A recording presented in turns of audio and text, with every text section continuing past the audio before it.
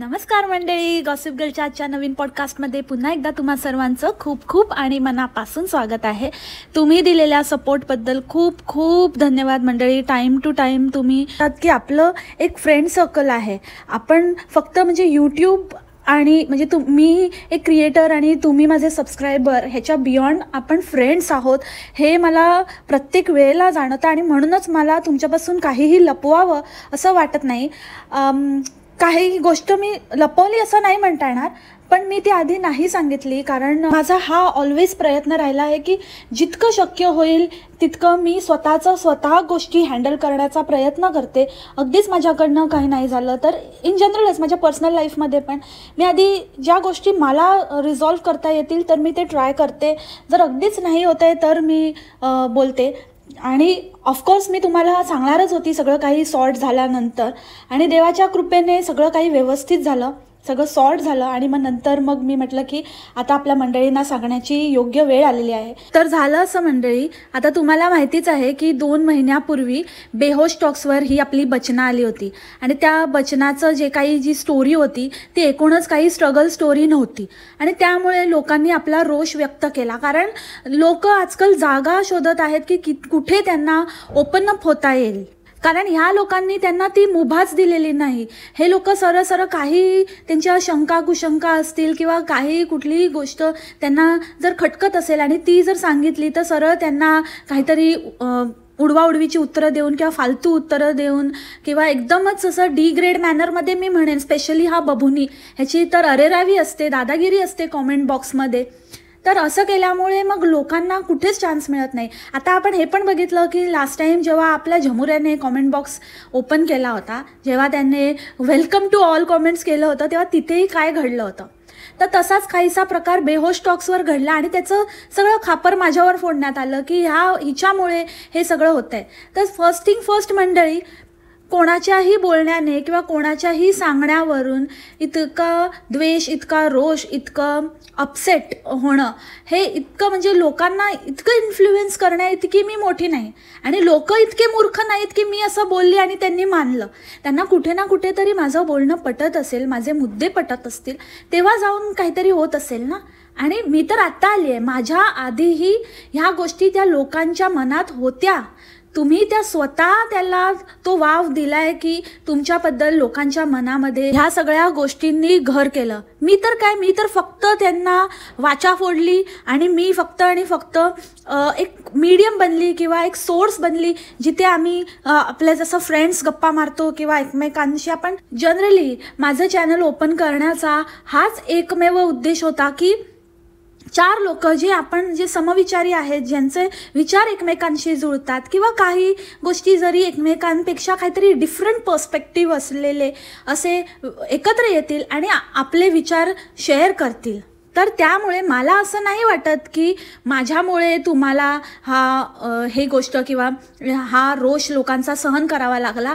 त्याला कारणीभूत फक्त आणि फक्त तुम्ही आणि तुमचं ॲटिट्यूड आहे. त्यावेळेला तुम्हाला लक्षात असेल तर ट्रूथ फ्रिंक्स ह्या नावाची एक ID होती आणि ती ID सगळ्यांना रिप्लाय करत होती त्या IDवरून आणि विचित्र रिप्लाईज होते आणि अक्षरशः म्हणजे कुठल्याही रिप्लायमध्ये मला मेन्शन केलेलं होतं. सगळ्या रिप्लायमध्ये ती व्यक्ती मला मेन्शन करत होती आणि प्रत्येक वेळेला म्हणत होती की तिने मला ब्लॉक केलं आहे, तिला ओपन करायला सांगा, एवढंच हिंमत असेल तर हे करा ते करा. आणि मग त्या IDवरती माझ्यासाठी एक व्हिडिओ बनवण्यात आला. त्या व्हिडिओमध्ये मी कुठे राहते, माझा फोटो आणि मी कशी आहे, माझा फोटो एडिट करून म्हणजे ब्राईटनेस वगैरे कमी करून की ही कशी आहे, ही दुसऱ्यांना बोलते, ही स्वतः बघा कशी आहे, काळुंदरी आहे, अशी आहे, तशी आहे, ह्या गोष्टी बोलण्यात आल्या. पण मी तेव्हा त्याला काही एवढा भाव दिला नाही. मी म्हटलं ठीक आहे, चला जाऊ दे, सोडून दिलं. त्यावेळेला यूट्यूबनेच त्यांच्यावरती ॲक्शन घेतली. यूट्यूबनेच ते व्हिडिओबरोबरच ते चॅनलही उडवून टाकलं, कारण त्याचं जे कंटेंट होतं ते यूट्यूब गाईडलाईन्सच्या अगेन्स्ट होतं. जी गोष्ट मी पब्लिक केलेली नाही त्या गोष्टीवरती बोलण्याचा कोणालाही अधिकार नाही आणि माझे फोटो मी पब्लिश केलेले नाहीत, त्याच्यामुळे तुम्ही ते यूज करू शकत नाहीत. आणि जे फोटो मी पब्लिश केले होते ते पण मी प्रायव्हेट केलेले आहेत, so that it is private. आता तुम्ही त्याचा वापर करू शकत नाही. त्याच्यामुळे जर तुम्ही तो फोटो काढून जर तुम्ही त्याच्यावरून मला ब्लॅकमेल करत असाल की हे बघा आम्ही तुमचा फोटो दाखवू हे ते, अरे तुम्ही जरा शरम करा, शरम. तू वकील आहेस ना रे? खरंच आहेस की मला डाऊट आहे तुझ्यावर, खरंच तुझ्या शिक्षणावर, तुझ्या अपब्रिंगिंगवर, तुझ्या ओव्हरऑल सगळ्या गोष्टींवर मला डाऊट आहे. तुला असं नाही वाटत का की इतकं सिम्पल तुला गोष्ट नाही माहिती आहे की एखाद्या महिलेची म्हणजे प्रायव्हसी किंवा तिचं जे तिने नाही दाखवलं आहे जगाला अशा गोष्टी काढून त्या सोशल मीडियावर दाखवणं आणि त्यावरून तिला धमकावणं हा गुन्हा आहे. तुमच्यावरती रोस्टिंग रिॲक्शन ह्या गोष्टी होतात कारण तुम्ही तुमची लाईफ पब्लिक केलेली आहे.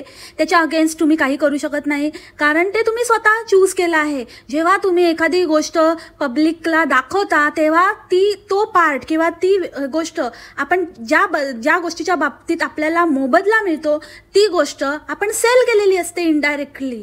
So anyone can use it. पण मी ती गोष्ट केलेली नाही.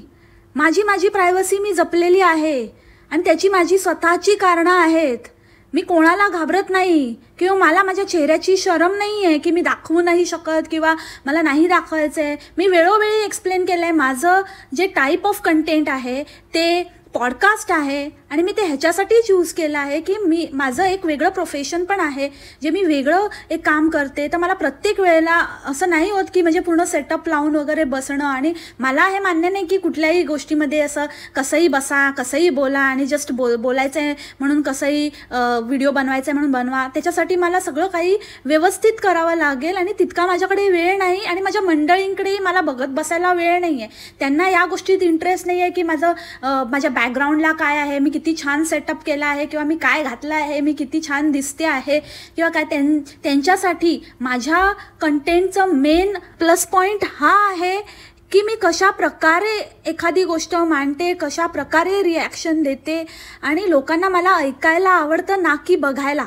आणि काही लोकांना आवडतंही, म्हणजे काही लोक मला म्हणतातही की ताई तू व्हिडिओज बनवत जा, आम्हाला तुला बघायलाही आवडेल. तर त्या लोकांना मी परत एकदा सांगू इच्छिते, बघा ह्या अशा गोष्टींसाठी मी व्हिडिओ बनवत नाही. कारण हे लोक जे आहेत हे त्यांचे दाखवायचे दात वेगळे आहेत आणि खायचे दात वेगळे आहेत.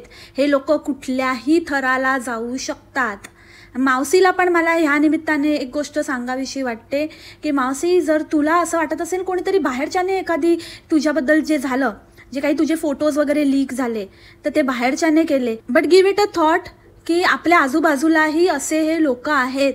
हे लोक कुठल्याही थराला जाऊ शकतात. हे सुशिक्षित लोक पण अशी पावलं उचलू शकतात.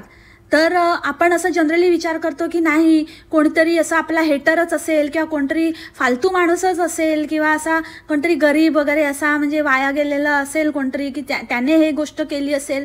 बट हे काही लोक असे मुखवटा लावून पण फिरणारे आहेत, जे लोक सो कॉल्ड असा हाय प्रोफाईल असण्याचा आणि एकदम सोबो न्यू बॉम्बे गर्ल्स आणि असा एकदम आपण कुठल्या तरी भारी फॅमिलीशी बिलॉंग करतो आणि सुसंस्कृत असण्याचा आव आणतात. पण हे लोक त्यात असल्या लोकांपेक्षाही अगदी खालच्या लेवलचे नीच लोक आहेत. आणि त्यासाठीच मी आपला चेहरा दाखवत नाही, मला कुठलाही चान्स घ्यायचा नाही.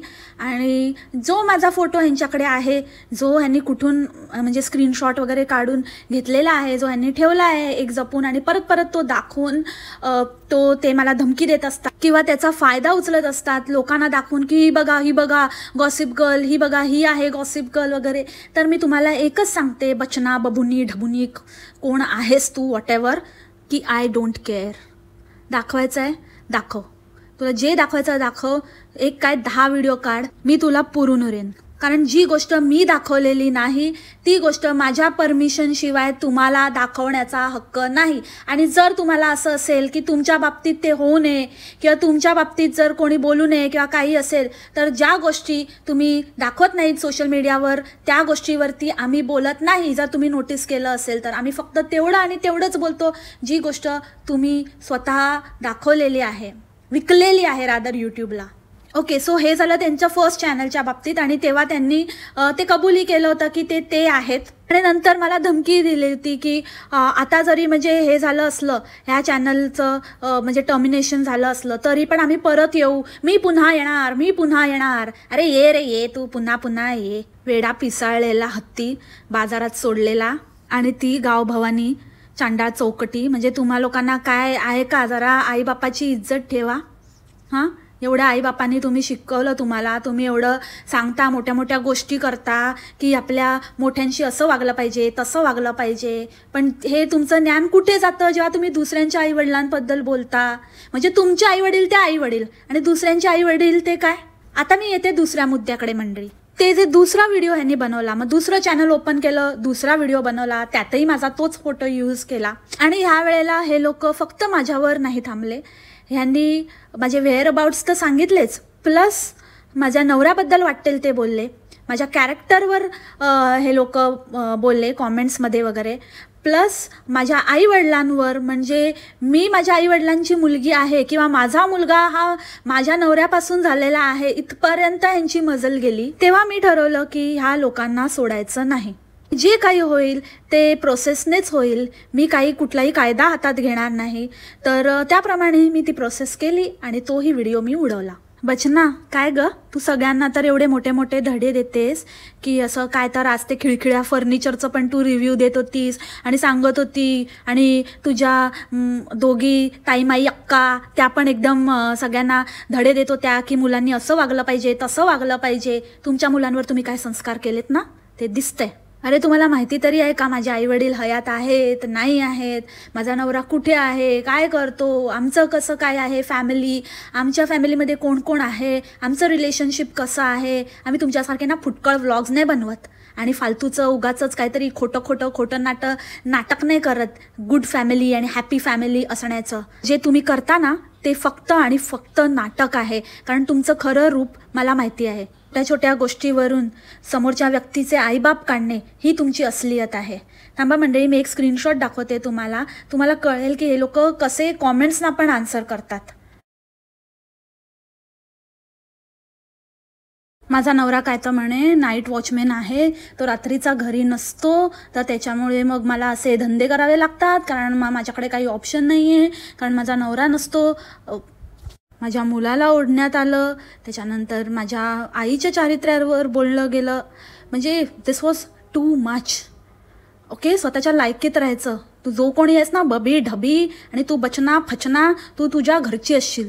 इथे यूट्यूबवर आहे ना, औकातीत राहायचं, औकातीत, समजलं ना. सो मंडळी, तुम्हाला आज कळलंच असेल की कसं यांचं खोटं सगळं बॉन्डिंग आहे आणि खोटं सगळं काही संस्कार आहेत आणि खोटं सगळं काही जे यांचा दिखावा आहे की हे लोक कसं काही एकमेकांना जपून असतात आणि कसं यांचं बॉन्डिंग आहे, कसं हे यांच्या मोठ्यांचा रिस्पेक्ट करतात. मी याआधीही म्हटलं होतं, नुसते पाया पडण्याने कोणीही संस्कारी होत नाही. ही पाया पडणारी व्यक्ती पाया पडता पडता कधी त्या समोरच्याचे पाय खेचेल ना, हे तुम्हाला कळणार पण नाही. So this is there reality मंडळी. आणि त्यांच्या भूलथापांना बळी पडू नका. आणि हे फक्त जे त्यांचं जे आहे ना, हे सगळं फक्त एक कवच आहे, हे एक बबल आहे आणि हे एक फेक फॉल्स नरेटिव्ह आहे.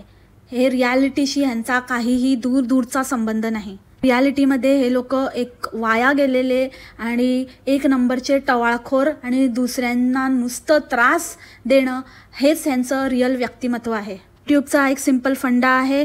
वंस अगेन तुम्ही लक्षात ठेवा, जो दिखता है वो बिकता है और जो नहीं दिखता या फिर नहीं दिखाया गया है वो तुम बेच नहीं सकते. काही करते ना ते स्वतःच्या हिमतीवर आणि फक्त प्युअरली माझ्या कंटेंटवर बेस्ड करते. मी यासाठी कुठल्याही गोष्टीचा किंवा कुठल्याही थर्ड पर्सनचा म्हणा किंवा देवाचा कसलाही आधार घेतलेला नाही आहे. ठीक आहे, देवाला मी पण मानते. जसं तू म्हणतोस ना की बाबांनी म्हणजे तू काही चूक केलीस तर बाबा तुझं कान कापतात किंवा तुला त्याचं रिअलायझेशन करून देतात. तर आय होप तुला आता रिअलाईज झालं असेल की तू चूक करत आहेस आणि ती चूक तू सुधरवशील. आणि दुसरी गोष्ट म्हणजे मी पण बाबांची परम भक्त आहे आणि ह्यावरून मला असं वाटतं की बाबा कुठेतरी माझ्या पाठीशी आहेत. त्यांना असं वाटतं की जे मी करते ते चांगल्यासाठीच करते. मी सारखं ह्या गोष्टीचं इश्यू करत नाही की देवाचं वगैरे किंवा काय. आणि देवाच्या नावाने कोणालाही धमकावत नाही, पण तुम्ही जे प्रकार केले आहेत त्यामुळे मला ती बोलण्याची आज वेळ आलेली आहे. हो मंडळी, हेच मला तुमच्याशी क्लिअर करायचं होतं. आय होप आता तुम्हाला सगळं पिक्चर क्लिअर झालं असेल की काय होतं. सिम्पली ह्या लोकांनी माझ्यावरती व्हिडिओ बनवले होते आणि अतिशय घाणेरड्या दर्जाचे व्हिडिओ बनवले होते आणि माझी पर्सनल इन्फॉर्मेशन त्यात शेअर केली गेली होती. त्यामुळे त्यांच्यावरती योग्य ती कारवाई झालेली आहे आणि ते व्हिडिओ आता आपणास बघण्यास उपलब्ध नाही आहेत.